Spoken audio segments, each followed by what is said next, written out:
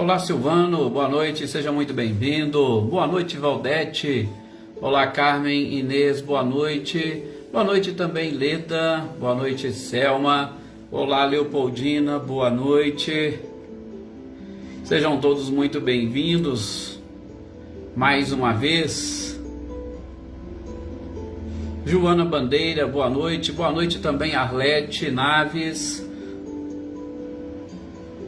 Olá, Andréia Dantas, Adriana Dantas também. Olá, Cecília e Reinaldo. Boa noite, Anitta e Clarindo. Rosilene, Diego e Osmani, boa noite também para vocês. Boa noite, Lídia. Sejam bem-vindas. Olá, Ana Cristina, Salete, Márcio, Gustavo. Boa noite também, Marilza. Boa noite, Adriana Alvarenga. Boa noite, Mariângela. Olá, Wagner. Boa noite também para a Lourdinha, para o Camilo, para a Maria Eduarda. E aqui as nossas orações, viu, Lourdinha? A gente não esquece para o Salvador e para toda a família, para que sempre seja feita a vontade de Deus. Olá, Renato Leite, boa noite. Boa noite também, Sueli, de Paula. Dona Luzia e Luísa, boa noite para vocês. Marina Pereira, também boa noite, seja muito bem-vinda. Olá, Tuca, boa noite também, Paulo Henrique. Boa noite, Célia. Daniele Diamantino, seja bem-vinda. Com certeza, Wagner será, com certeza. Boa noite, Érica, seja muito bem-vinda também. Muita paz aí para você. Olá, Flávio Gava, boa noite.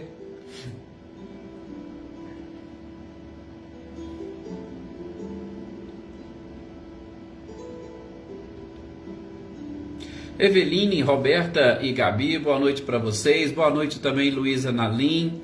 Olá, Marinha, boa noite. Boa noite também para o Vinícius, Andrete, Ana Lucrécia, seja bem-vinda. Ricardinho e Lúcia, boa noite também para vocês. Boa noite também, Catarina Moreira.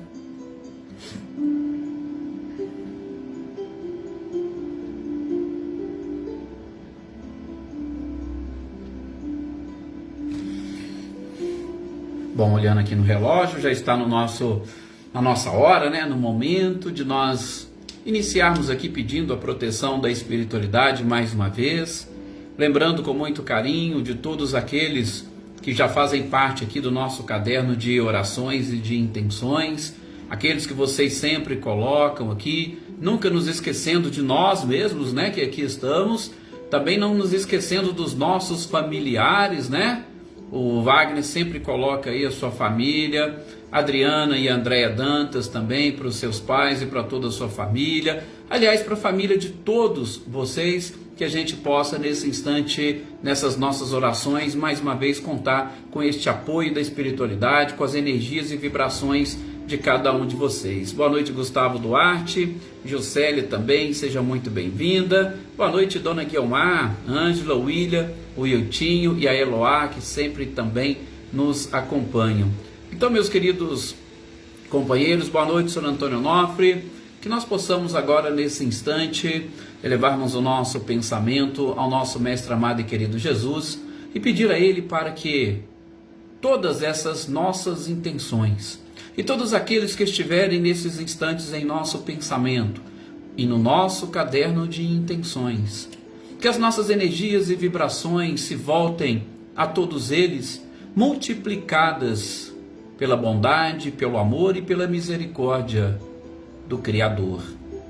Meus queridos irmãos, meus queridos companheiros, a partir de hoje, nas terças-feiras, nós estaremos estudando um pouco sobre as expiações terrestres, ou seja, tema intimamente ligado às dificuldades, aos obstáculos e aos sofrimentos que os seres encarnados passam aqui neste planeta de provas e expiações.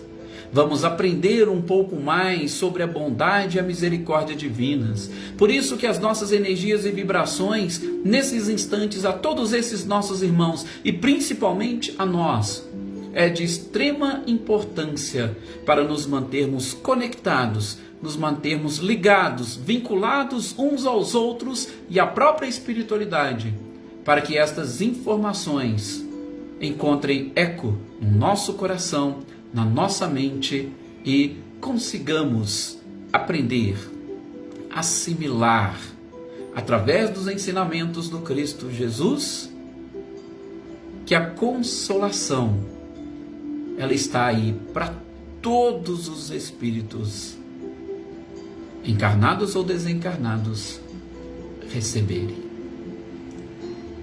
Consolar a dor, diminuir a dor, diminuir os impactos e os efeitos do sofrimento na vida de cada ser encarnado ou desencarnado. E como nós veremos, os ensinamentos do Cristo Jesus são imprescindíveis neste processo, na busca pela própria cura. Que nos mantenhamos, meus queridos companheiros, concentrados. Liberemos a nossa mente de todo e qualquer preconceito. Esvaziemos para que essas informações sejam apreendidas, sejam assimiladas. E muito mais fortalecidos nós sairemos desses nossos estudos.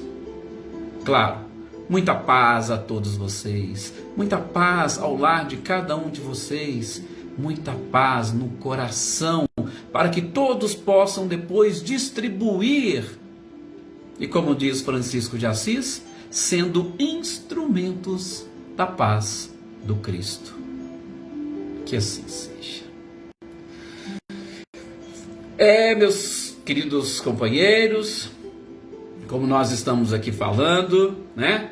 Edna Bueno, boa noite Maria de Fátima, olá Natália, Marcileia, Guilherme e Luciano, boa noite aqui também para vocês, sim, Valdete, para todos os parentes, né? Adriana Valério, boa noite também para Rita e a Netinha, que claro, tá aí junto, né? Regina Assunta, boa noite aqui também aos compartilhadores, né? Ou melhor, aquelas pessoas que a Marcileia compartilha, Cidinha, a Raquel, a Renata, a Patrícia, Renata Gomes, né? E Renata Cristiana, Vivi, Maria Helena Porfílio, Josi, Alisson, Adriana Passagem, Sebastião, Rick Sanches, Luísa Silva, boa noite, olá, né? Adriana Dantas, Adaí, boa noite também, Maria Senhora, Filomena, seja muito bem-vinda. Helena Coelho, também boa noite. Devaldo, né? Desculpa, boa noite, seja bem-vindo. Gisela Goulart, boa noite. Elaine Lavez, boa noite, seja bem-vinda. Aninha e Adriano, Joyce Kelly, também boa noite para vocês. Elisete, seja muito bem-vinda, Elisete. Oneida Alves. Ótimo. Gente, a dona Luzia, nós já cumprimentamos. Olá, Márcia Martins, Iraci também, Rosa, boa noite. Sejam muito bem-vindos. Gente, como eu estava falando aqui na prece de abertura, né? Vocês devem ter captado. Hoje nós começamos o último capítulo. Eu até comentei isso no nosso último encontro na terça. Iniciamos o último capítulo do livro Céu e Inferno. Veja para vocês verem, né, como é que nós estamos realmente, assim, podemos dizer, bem adiantados na leitura e estudo dessa obra, e principalmente porque a segunda parte são exemplos, e esses exemplos são riquíssimos para nós. Só que até então, nós estávamos ouvindo os exemplos dos espíritos que, desencarnados, estavam no mundo espiritual, recebendo as consequências ou os efeitos dos seus próprios comportamentos. Sim, os espíritos que desencarnaram na condição de felizes estavam recebendo todo o efeito da sua bondade, da sua resignação. Boa noite, Elaine Oliveira. da sua paciência, da sua compreensão, da sua submissão à vontade de Deus. Os espíritos em condição mediana também, da mesma forma, eles estavam e foram muito bem recepcionados no mundo espiritual, sem muitos problemas com a perturbação e sem muitos problemas com os sofrimentos espirituais. Por outro lado, nós vimos os espíritos endurecidos, criminosos, que tiveram suicidas, que tiveram dificuldades nessa transição, e não somente na transição, mas também tiveram dificuldades ali no mundo espiritual, até conseguirem atingir aquele arrependimento, e um arrependimento sincero que os tiraria daquela situação de sofrimento para preparar-lhes uma nova oportunidade ou novas encarnações, a fim de que retificassem os seus comportamentos, reparassem os seus próprios erros. Então nós vimos, sobretudo lá no mundo espiritual, os reflexos dos nossos comportamentos. Boa noite, Joana Carneiro, seja muito bem-vinda. E agora, nós vamos nesse último capítulo estudar as expiações terrestres. E a gente já vai ver logo pelo primeiro caso aqueles espíritos que aqui no corpo estavam experimentando determinadas dificuldades. Nós vamos ver e ouvir aqui os seus relatos. E isso eu tenho certeza que vai nos trazer uma força enorme, posso dizer até fora do comum, para aqueles que conseguirem efetivamente assimilar. Por quê? Porque são exemplos que poderíamos dizer estão mais próximos de nós, né, Sr. Luiz Alberto? Boa noite. Estão mais próximos de nós, estão mais condizentes com a nossa realidade, e os esclarecimentos que eles nos trouxeram, ou que nós vamos aprender e assimilar, são fantásticos, nos fortalecendo diante das provações e das expiações aqui no planeta Terra. Sou Antônio Pazotto, seja muito bem-vindo. Cida Costa, boa noite também para você, seja muito bem-vinda. Então, nós vamos perceber o quanto essas palavras e estes exemplos, estas histórias nos auxiliarão, tá? Então, mais uma vez, estamos adentrando ao último capítulo do livro Céu e Inferno, livro que muitas pessoas já me relataram que tiveram dificuldades ou que não conseguiram ler na obra de Kardec. Nós já estamos aí. Gente, nós vamos começar com Marcel. Marcel, ele era conhecido apenas como o número 4. Era uma criança, tá? E Kardec vai exatamente dizer, não tinha o dado correto, mas entre 8 e 10 anos de idade.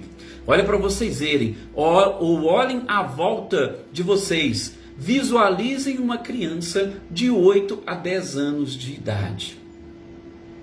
É claro que a gente vai percebendo a cada década existe uma diferença, entre as crianças. Aliás, existe uma diferença entre a população por conta do próprio avanço, sobretudo da inteligência corporal. Os nossos corpos estão muito mais bem preparados hoje do que estavam há um tempo atrás. A lei de evolução, ela é constante.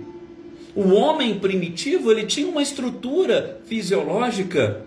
O homem do século 21, a sua estrutura é diferente, assim como do século 22 também terá as suas peculiaridades. E é claro, peculiaridades muito mais avançadas. Mas vocês imaginem naquela época de Kardec, século 19, 1850, 60, uma criança de 8 a 10 anos.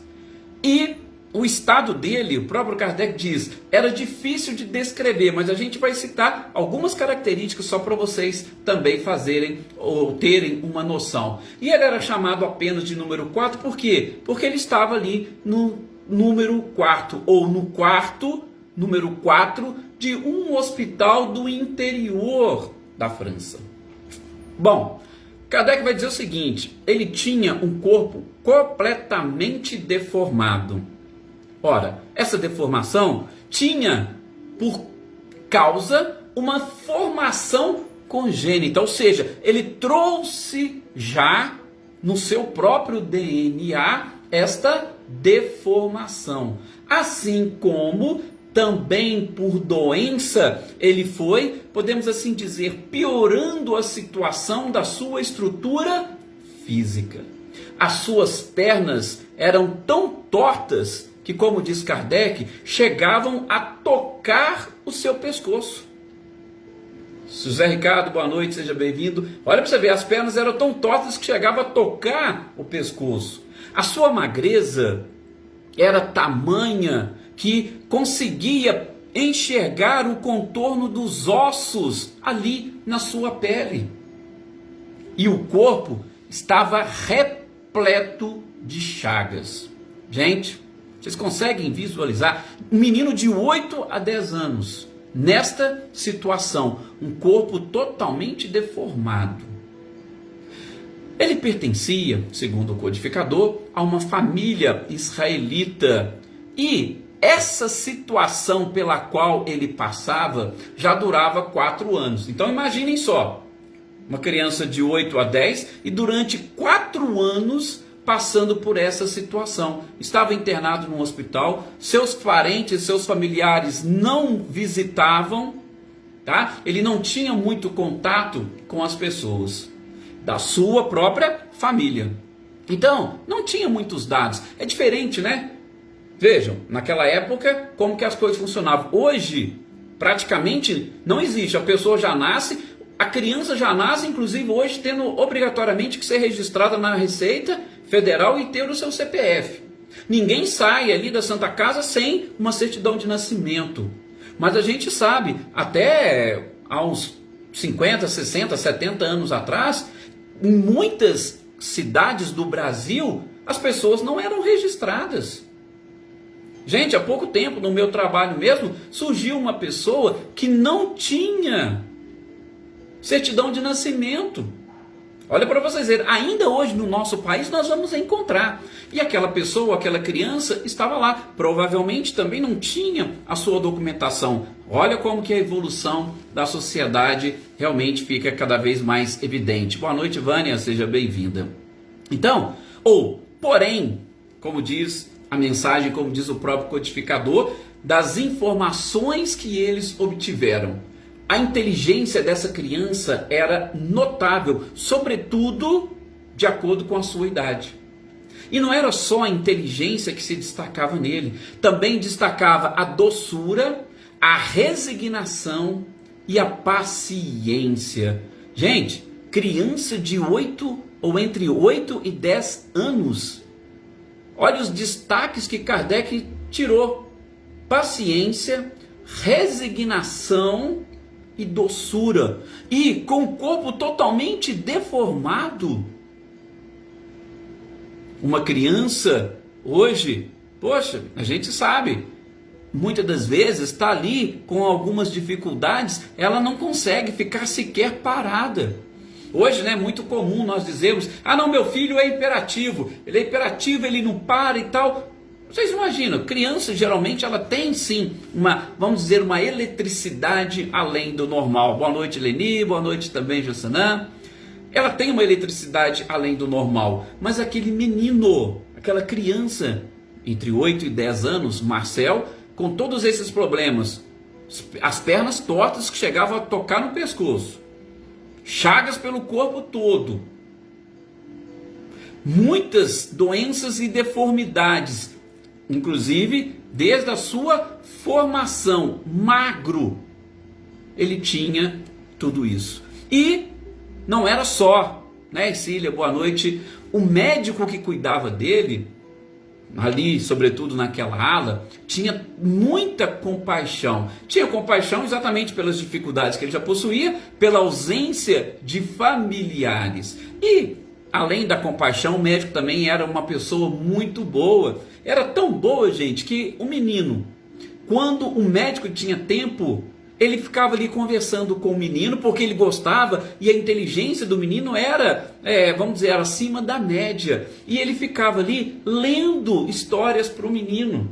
Olha para vocês verem, né? A relação médico-paciente, sobretudo dessa destacada criança, como que foi realmente interessante. Foi tão interessante que a gente vai ver, o próprio Santo Agostinho vai dizer no final, quando ele estava para desencarnar, para morrer, para dar o seu último suspiro, as últimas frases, ou a última frase que ele falou, foi agradecendo a Deus e agradecendo ao médico.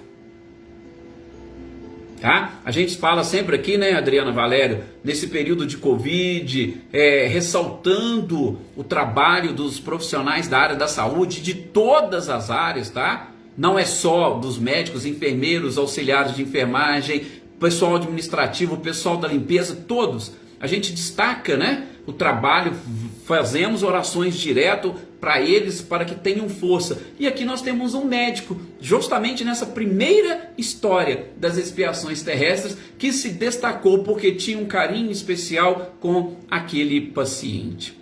Mas o interessante é que um dia, é um dos diálogos que Kardec traz, um dia, gente, esse menino vira para o médico e fala o seguinte: ô doutor, me dá mais um daquele remedinho que o senhor sempre me passa. E o médico falou: mas Marcel, eu não posso, porque isso pode te fazer mal.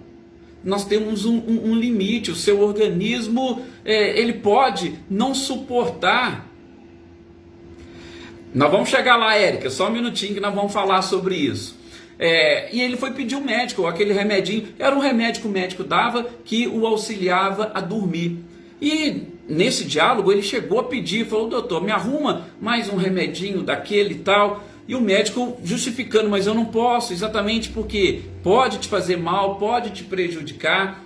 E ele vira para o médico e fala: mas doutor, é que as minhas dores estão tão fortes, e por mais que eu estou pedindo a Deus que me dê força para suportar, as dores estão realmente muito pesadas e eu não estou conseguindo. E se o senhor me der um remedinho, doutor, eu sei que eu vou dormir e eu não vou incomodar as outras pessoas, eu não vou incomodar os outros pacientes. Então, por mais que eu estou me esforçando, a dor realmente está muito forte. Eu estou pedindo a Deus, mas eu tenho medo de não aguentar e incomodar os outros pacientes. Gente, olha a lucidez dessa criança. E a gente percebe neste diálogo. Será que nós teríamos o mesmo comportamento? Será que o nosso pedido teria a mesma base, o mesmo embasamento? A gente poderia pedir, mas com qual objetivo? Para aliviar a nossa dor. Ele não. Ele pediu porque ele estava preocupado em incomodar os outros. Olha para vocês verem, esse relato que Kardec traz realmente é algo assim, que nós poderíamos dizer fantástico.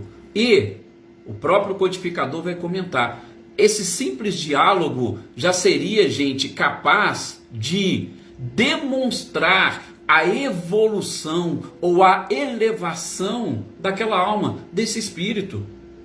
Uma criança, repito, uma criança de 8 a 10 anos, num diálogo, numa conversa dessa com o médico, é algo realmente que denotaria a evolução deste espírito. E aí o próprio codificador vai questionar aqui, exatamente trazendo para nós, né? Rita Oliveira, boa noite, seja bem-vinda.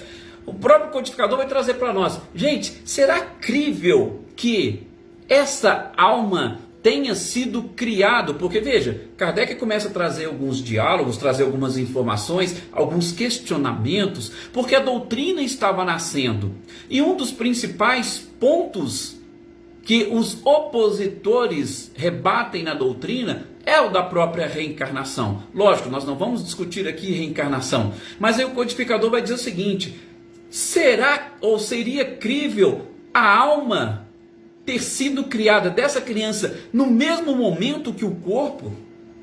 Como que nós poderíamos entender que um espírito desta elevação ou dessa evolução tivesse nascido naquele corpo, daquela forma e naquele momento? Questionamentos do próprio codificador. Eu não posso, porque eu não consigo entender uma perfeição divina desta forma, ou com essas características, fazer determinados seres nascerem em corpos disformes. Se Deus é perfeito, nós temos que enxergar a perfeição. E o próprio codificador fala, eu não consigo enxergar a perfeição nisso. Eu não consigo enxergar justiça nisso, porque enquanto outras crianças estão correndo, brincando, vivendo, uma nasce daquela forma. Então Kardec já coloca esses questionamentos que eu não vou nem alongar, porque nós já rebatemos um pouco sobre desses assuntos e nesse tópico. E ele vai dizer, só pode ser sentimentos inatos, ou seja, algo que já nasceu com aquele espírito. Se já nasceu com aquele espírito, né, Maria Regina, seja bem-vinda. Se já nasceu com aquele espírito, é porque ele trouxe uma bagagem. E essa bagagem é exatamente aquilo que a gente vai também questionar, ou que o próprio codificador vai questionar. Sentimentos inatos tão nobres só podem ser frutos realmente de conquistas.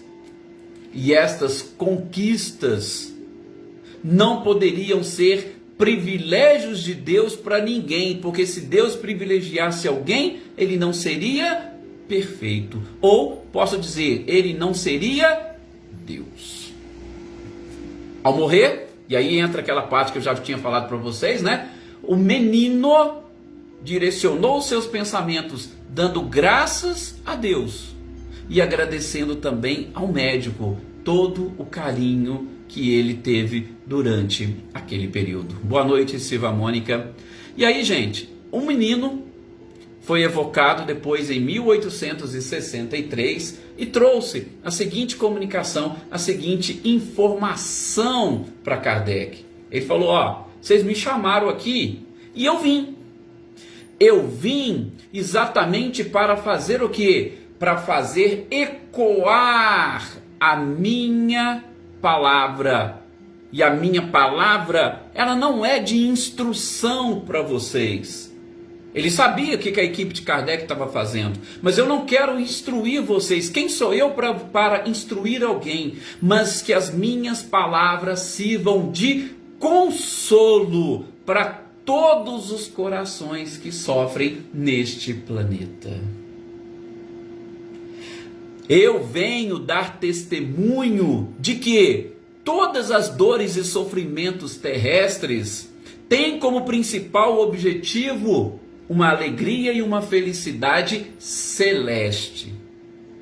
E ele faz uma analogia até que eu achei interessante. Ele diz o seguinte, que o sofrimento nada mais é do que uma casca amarga que envolve um fruto saboroso que proporciona coragem e resignação. Eu achei interessante essa frase dele, né? Achei muito interessante, comparando o sofrimento como uma casca. Essa casca é amarga, mas por dentro existe um fruto saboroso. E aí é a necessidade de nós termos a coragem. Então ele falou que o principal objetivo dele era exatamente esse, consolar.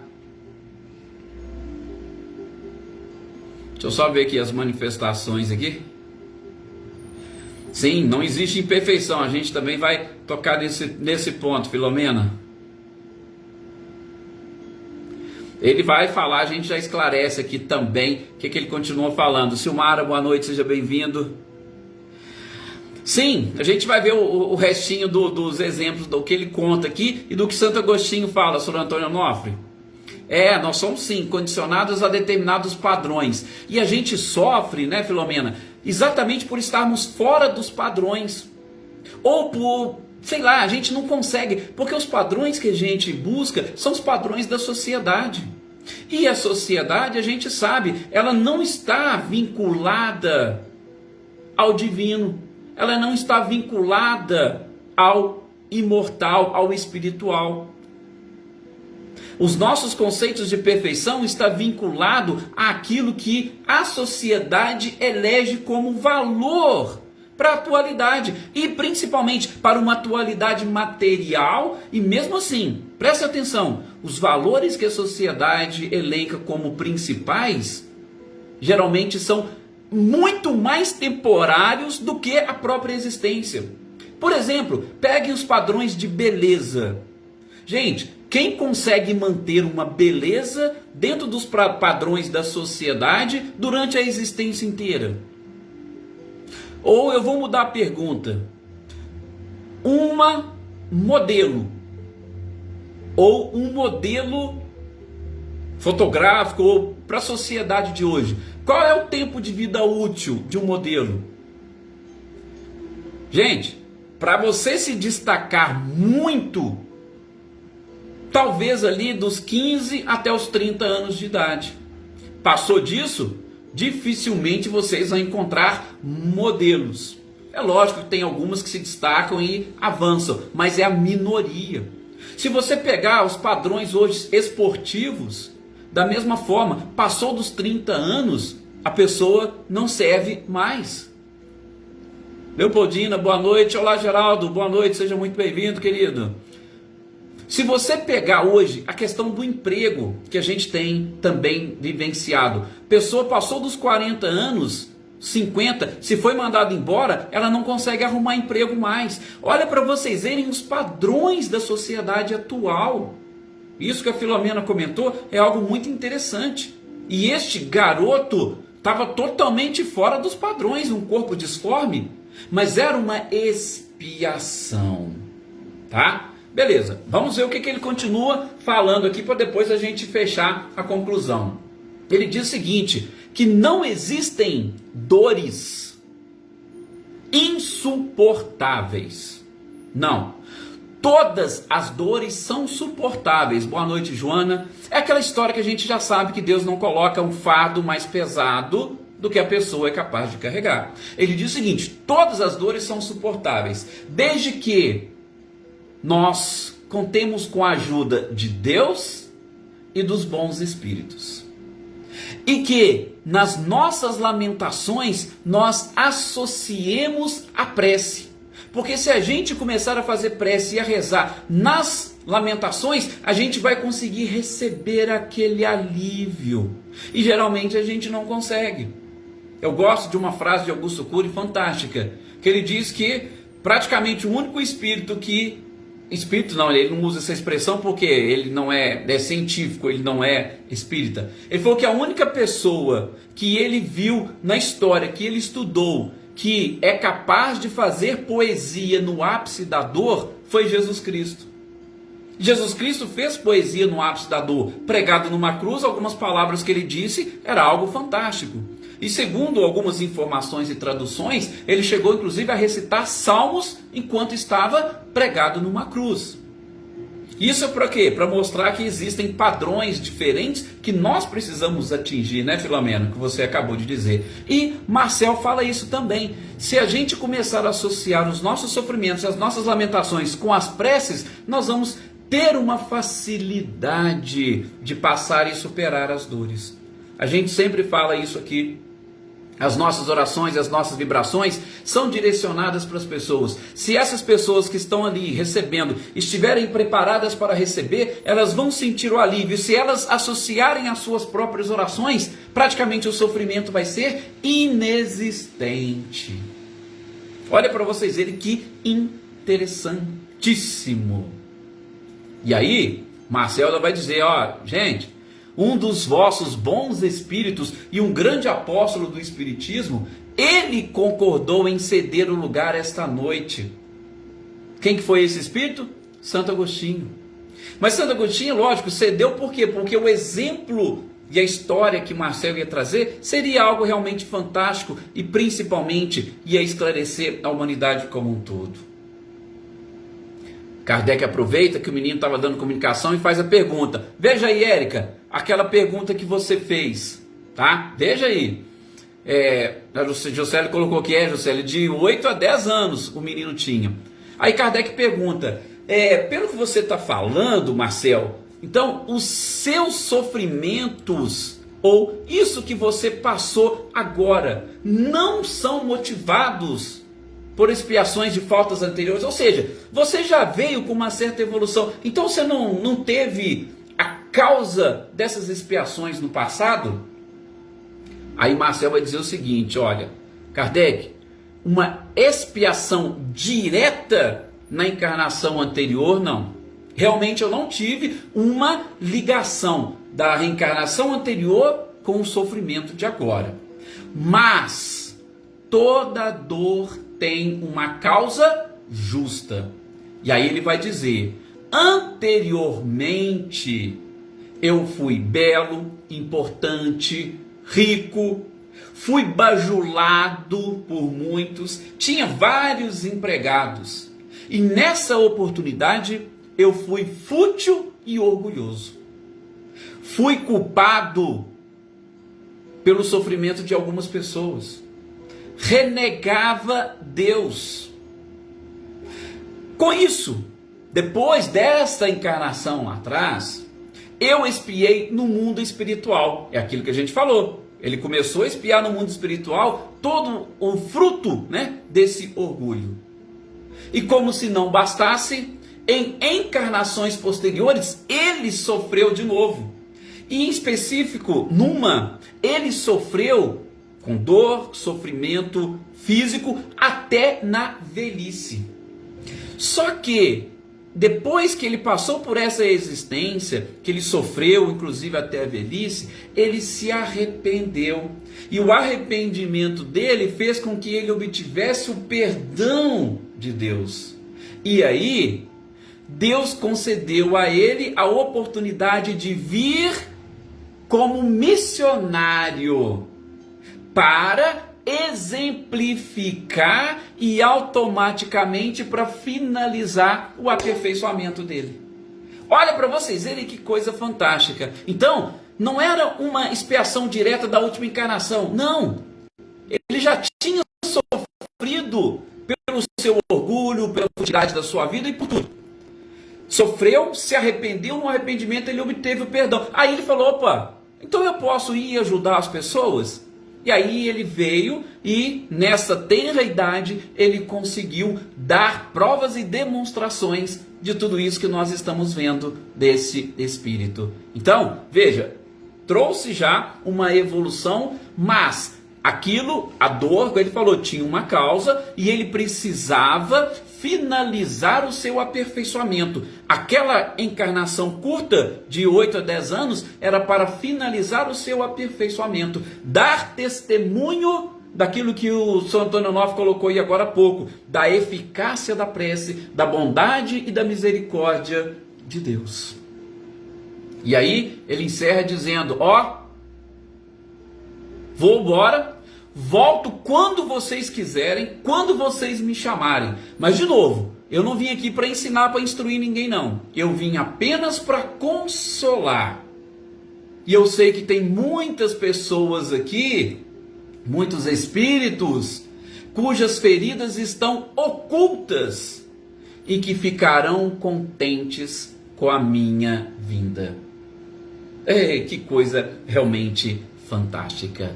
E aí, Santo Agostinho vem exatamente para poder fechar a comunicação dele, dizendo que o menino realmente sofreu muito naquela existência, mas a sua resignação era algo fantástico, e por isso a elevação e a evolução dele foi além daquilo que as pessoas imaginavam. Ele, para vocês terem uma ideia, gente, ele orava por todas as pessoas que sofriam, porque ele tinha resignação. Santo Agostinho falando, ele tinha resignação e ele não encarava o sofrimento como os outros. Então ele rezava para os outros para que os outros tivessem também coragem, assim como ele tinha. Claro, Santo Agostinho falou, gente, a lei da carne, ela faz com que o seu corpo lute. O seu corpo lute para sobreviver. Isso acontecia com ele. As convulsões que o corpo proporcionava era fruto da carne querendo sobreviver. Mas isso é a lei da carne. Mas nós não podemos esquecer de darmos sempre glórias a Deus. E aí foi o que Santo Agostinho falou. Quando ele desencarnou, as suas últimas palavras: glória a vós, meu Deus. Eis-me aqui, Senhor. Vós me destes por missão ensinar a sofrer. Terei suportado dignamente a prova? E assim fecha Santo Agostinho a sua mensagem, e que esta mensagem, que essa história, que este relato nos auxilie a entender um pouco mais as nossas próprias expiações. Vamos continuar. Na próxima terça temos mais expiações terrestres, e que esses exemplos nos auxiliem muito. Gente, obrigado a vocês pelo carinho, pela compreensão, obrigado a vocês, nós até passamos um pouquinho do tempo, né? E que Jesus nos abençoe, e que estejamos sempre preparados aí para a prece, para diminuir as nossas dores, os nossos sofrimentos, e vamos espalhar isso para toda a humanidade. Muita paz a todos vocês e uma excelente noite.